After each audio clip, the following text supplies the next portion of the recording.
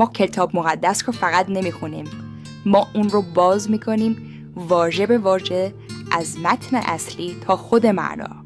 اگه دنبال عمق واقعی کلامی، اگه آماده‌ای ببینید چیزی رو که دیگران فقط از کنارش رد شدن، این سفر برای تو. انجیل متی باب 1 آیه 5.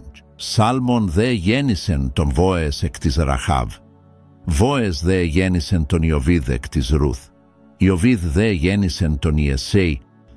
سلمون بوعز را از راهاب آورد، بوعز عبید را از روت آورد، عبید یسا را آورد.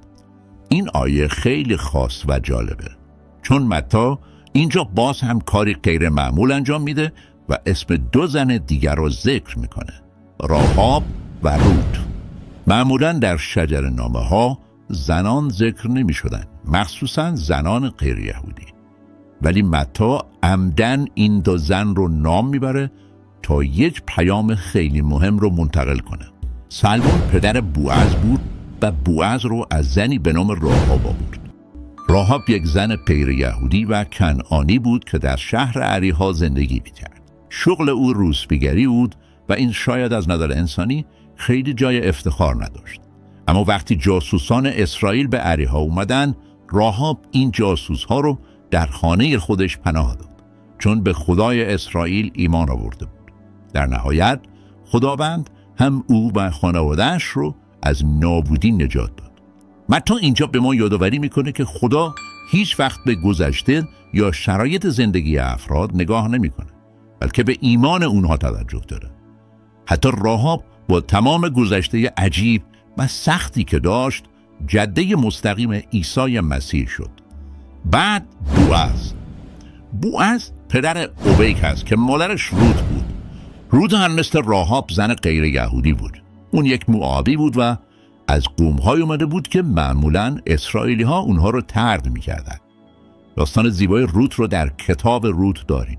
روت بعد از مرگ شوهرش تصمیم گرفت مادر شوهرش نعومی رو ترک نکنه و گفت قوم تو قوم من است و خدای تو خدای من.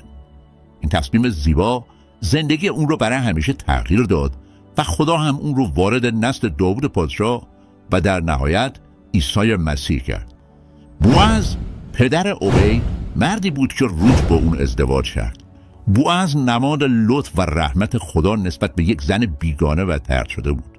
این ازدواج زیبا نه تنها روت رو به قوم اسرائیل وصل کرد، بلکه زمینه شد تا عیسی مسیح از نسل اونها به دنیا بیاد.